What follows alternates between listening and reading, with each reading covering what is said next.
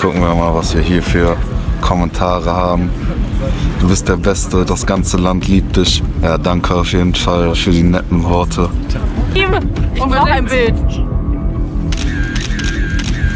He's the best. I love the style he fights.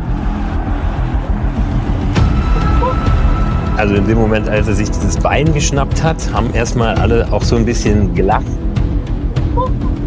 Und ja, danach ging das um die Welt. Also du hast überall Memes gesehen auf Instagram, TikTok. Crazy guy and crazy fans. Ich bin dafür gemacht zu kämpfen. Und gleichzeitig sogar zum döneressenden Internetphänomen. Wie hat er das Jahr erlebt? Du bist auf jeden Fall ein korrekter Typ. Ja, danke dir. Darüber spricht er mit uns in seinem ganz persönlichen Jahresrückblick. Hodně bojovníků má hodně přezdívek a tohle je jeho osobnost. Frederik ist das 8. Weltwunder. Vermutlich sogar weit über die deutschen Landesgrenzen hinaus. Halo bro, dalam perkembangan MMA Eropa modern, mayoritas petarung dibentuk oleh sistem yang rapi, akademi elit, promosi terstruktur, dan gaya bertarung yang semakin seragam. Frederik Vosgrond justru muncul sebagai penyimpangan dari pola itu. Ia bukan hasil rekayasa industri MMA, melainkan produk dari kekuatan spesialisasi yang dibawa mentah ke dalam oktagon. Frederik Leonhard Vosgrond lahir pada 1996 di Düsseldorf, Jerman, wilayah yang secara geografis dekat dengan lembah Neandertal. Dari latar inilah julukan Neandertaler melekat, bukan sebagai gimmick pemasaran, melainkan cerminan dari pendekatan bertarung yang kasar, langsung dan minim estetika. Vosgrond tidak menjual keindahan striking, ia menjual kepastian kontrol. Di saat banyak petarung kelas berat kesulitan menjaga konsistensi teknik, Vosgrond justru membangun identitas yang sangat jelas sejak awal, yaitu jika pertarungan menyentuh ground, maka pertarungan itu praktis selesai. Sebelum memasuki MMA profesional, Vosgrond telah lebih dulu membangun reputasi kuat di dunia Brazilian Jiu-Jitsu Nogi. Ich war halt auch noch 16, die anderen halt alle erwachsen, war dann natürlich auch ein bisschen aufregend. Und dann ja, ging es dann eigentlich relativ schnell, da hatte ich dann als Wiedergurt, die Europameisterschaften gewonnen. Das war dann zu dem Zeitpunkt, denke ich mal, so das Beste, was in Deutschland auch jemand erreicht hatte. Da habe ich dann auch noch nicht so lange trainiert. Und dann waren so in Deutschland dann die Wettkampfmöglichkeiten ein bisschen ausgeschöpft und die Trainingsmöglichkeiten. Dann bin ich nach England gezogen und dann habe ich von meinem Gym Carlson Gracie London meinen Schwarzgurt bekommen. Ini bukan latar belakang pelengkap, melainkan fondasi utama karirnya. Pada tahun 2022, ia meraih medali perunggu di IBJJF Nogi World Championship kelas super heavyweight sabuk hitam, sebuah pencapaian yang menempatkannya di level elite grappler dunia. Prestasi tersebut tidak berdiri sendiri. Pada 2023, Vosgrond kembali naik podium dengan meraih perunggu di IBJJF Nogi Eropa Championship kelas open, dan pada 2024 ia meningkatkannya menjadi medali perak di ajang yang sama. Rangkaian hasil ini menunjukkan konsistensi, bukan kebetulan.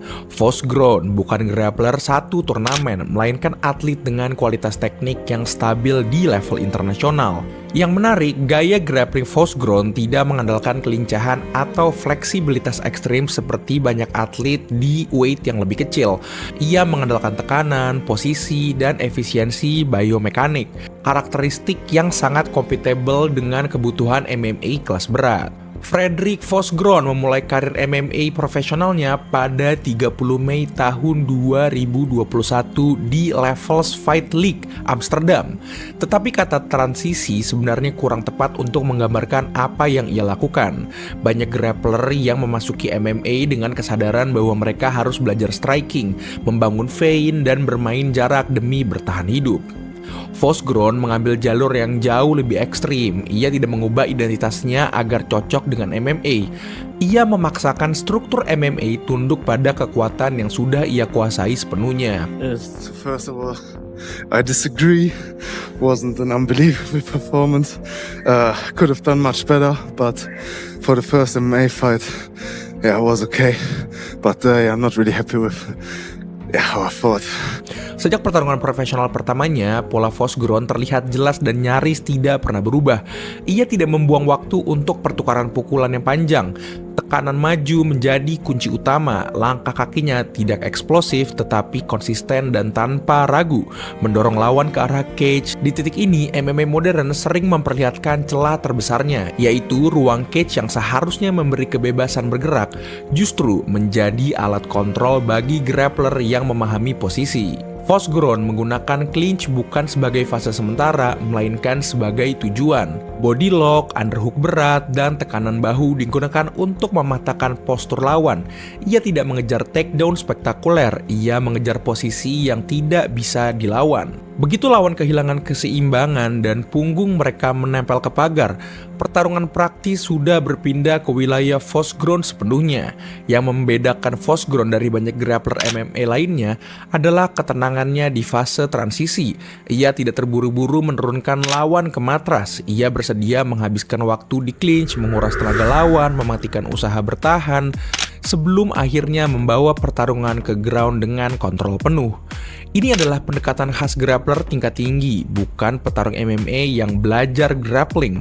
Begitu pertarungan menyentuh lantai, perbedaan level langsung terlihat. Vosgrond tidak sekedar mencari posisi dominan, ia memotong jalur pelarian sejak awal. Half guard, side control, dan mount bukan tujuan akhir, melainkan titik singgah menuju submission. Arm triangle choke menjadi salah satu senjata favoritnya karena cocok dengan tekanan tubuh besar dan kontrol kepala yang kuat. Rear naked choke ia gunakan ketika lawan panik dan membuka punggung.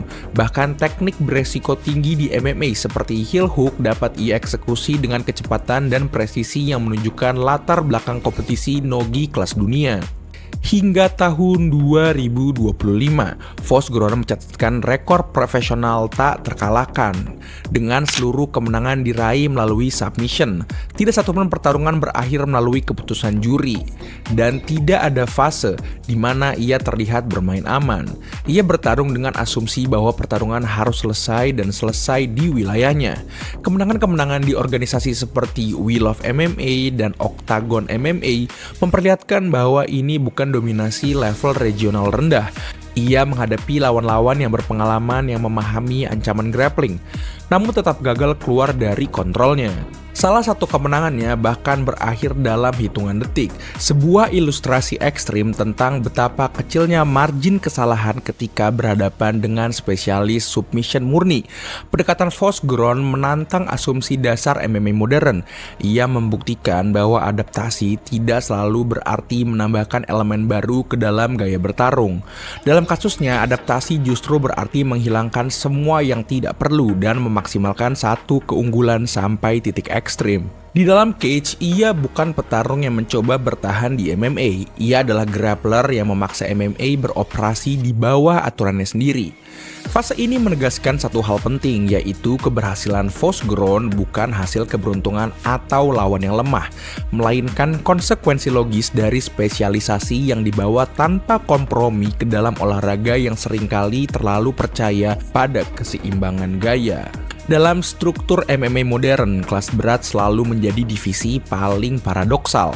Ia dihuni dengan petarung-petarung dengan daya hancur yang besar, tetapi secara teknis seringkali paling rapuh. Disinilah Frederick Vosgrond berubah dari sekedar petarung tak terkalahkan menjadi masalah sistemik. Ia mengekspos kelemahan yang selama ini ditoleransi, bahkan dilindungi dalam konstruksi kelas berat. Banyak heavyweight dibentuk dengan asumsi bahwa satu momen sudah cukup. Power dianggap sebagai solusi universal. Akibatnya, takedown defense, counter clinch, dan kesabaran di bawah tekanan sering menjadi aspek yang dikorbankan. Ketika menghadapi striker kelas berat lain, pendekatan ini masih bisa bekerja. Namun, di hadapan grappler ekstrim seperti Vosgrond, pendekatan tersebut runtuh hampir tanpa perlawanan. Vosgrond tidak memerlukan striking berkelas dunia untuk mendominasi. Ia hanya membutuhkan satu kesalahan posisi, sekali punggung lawan menyentuh pagar atau keseimbangan mereka terganggu, struktur pertahanan kelas berat modern langsung diuji. Berat badan yang seharusnya menjadi keuntungan berubah menjadi beban. Otot yang dibangun untuk memukul tidak selalu efektif untuk bertahan di posisi bawah. Yang membuat situasi ini semakin serius adalah kelangkaan petarung dengan profil seperti Vosgron. Di kelas ringan dan welter, grappler elit adalah hal umum. Di kelas berat, mereka adalah pengecualian. Kompleksitas teknik grappling pada bobot besar sering dihindari karena menuntut disiplin, ketahanan, dan detail posisi yang jarang diasah. Vosgron justru datang dari dunia yang menuntut semua itu sejak awal. Dalam konteks Eropa, masalah ini menjadi semakin jelas. Banyak organisasi regional hingga besar lebih terbiasa mempromosikan heavyweight dengan gaya agresif dan knockout friendly.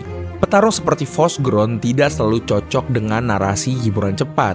Pertarungannya sunyi, lambat, dan terasa tidak nyaman bagi lawan maupun penonton yang menunggu pertukaran pukulan. Namun justru disitulah letak efektivitasnya. Vosgron memaksa pertanyaan yang jarang ingin dijawab promotor. Apakah kemenangan dominan selalu harus terlihat spektakuler? Dalam banyak kasus, ia menyelesaikan pertarungan tanpa memberikan momen heroik bagi lawan. Tidak ada perang berdarah, tidak ada klimaks dramatis, hanya kontrol yang semakin menutup hingga submission tidak terelakkan. Dari sudut pandang olahraga murni, ini adalah efisiensi tingkat tinggi. Dari sudut pandang bisnis hiburan, ini bisa menjadi dilema secara historis. MMA telah berkali-kali menunjukkan bahwa grappler ekstrim adalah siklus yang berulang. Setiap generasi melahirkan petarung yang memaksakan divisi untuk beradaptasi, lalu memaksa semua orang belajar bertahan di ground. Vosgron berada tepat di titik awal siklus itu untuk kelas berat Eropa. Ia belum memicu perubahan besar, tetapi ia sudah menjadi peringatan awal. Masalah sesungguhnya bagi kelas berat modern bukanlah apakah mereka bisa mengalahkan Vosgron, melainkan apakah mereka siap menghadapi tipe petarung seperti dia. Selama takedown defense, clinch awareness, dan kemampuan bertahan di ground masih dianggap sekunder, Vosgron akan tetap menjadi ancaman yang tidak membutuhkan banyak waktu untuk mengakhiri pertarungan. Di dalam oktagon, ia bukan hanya lawan individu. Ia adalah pengingat bahwa kelas berat dengan segala kekuatannya masih memiliki fondasi rapuh yang bisa dihancurkan oleh satu spesialis yang tidak mau berkompromi. Pada titik ini, Frederick Vosgron tidak lagi bisa dipandang sebagai kejutan sementara atau produk kebetulan dari matchmaking yang menguntungkan. Rekor tak terkalahkan, penyelesaian yang konsisten, dan dominasi posisi yang berulang menunjukkan bahwa ini adalah eksperimen yang bekerja. Pertanyaan yang tersisa bukan lagi apakah ia layak berada di level yang lebih tinggi, melainkan sejauh mana sistem MMA modern bersedia memberinya ruang. Di level kompetisi yang lebih tinggi, Vosgron akan menghadapi lawan dengan disiplin yang lebih matang, takedown defense yang lebih rapat, footwork yang lebih terkontrol, dan kesalahan posisi tidak lagi semurah yang ia temui di awal karir. Namun tantangan ini tidak otomatis menjadi batas. Grappling tingkat dunia yang ia miliki bukan sesuatu yang bisa dinegosiasikan dengan sekedar persiapan singkat. Ia memaksa lawan untuk mengubah kebiasaan bertarung mereka secara fundamental. Batas sebenarnya dari gaya Vosgron tidak terletak pada teknik, melainkan pada konteks. MMA modern adalah olahraga tetapi juga industri hiburan. Promotor mencari petarung yang bisa menjual drama, bukan sekedar kontrol. Dalam ekosistem seperti ini, petarung yang menang dengan cara sunyi seringkali harus menang lebih banyak untuk mendapatkan pengakuan yang sama. Vosgron berada di persimpangan ini, terlalu efektif untuk diabaikan, tetapi terlalu dingin untuk mudah dipasarkan.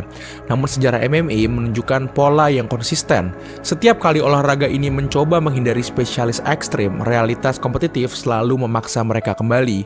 Ketika petarung seperti Vosgron terus menang, penolakan berubah menjadi penyesuaian. Divisi akan belajar, gym akan beradaptasi, dan generasi berikutnya akan dibentuk dengan kesadaran bahwa bertahan di bawah tekanan bukan pilihan, melainkan keharusan. Jika Vosgren mampu mempertahankan identitasnya sambil memperhalus aspek pendukung seperti manajemen jarak dan kesabaran taktis, ia tidak hanya akan bertahan, ia akan memaksa perubahan. Bukan perubahan gaya bertarung pribadinya, tetapi perubahan cara kelas berat untuk mempersiapkan diri menghadapi ancaman yang selama ini diremehkan. Pada akhirnya, Frederick Vosgren bukan cerita tentang evolusi MMA menuju keseimbangan sempurna. Ia adalah pengingat bahwa dalam olahraga ini, dominasi sering lahir dari ketidakseimbangan yang disengaja. Selama ada peluang yang berani membawa satu keunggulan titik ekstrem tanpa kompromi, MMA akan selalu dipaksa untuk bercermin dan seringkali untuk menyerah. Nah, udah segitu aja buat video ini. Terima kasih banyak udah nonton. Jangan lupa like, comment, dan subscribe. Dadah. Wacau.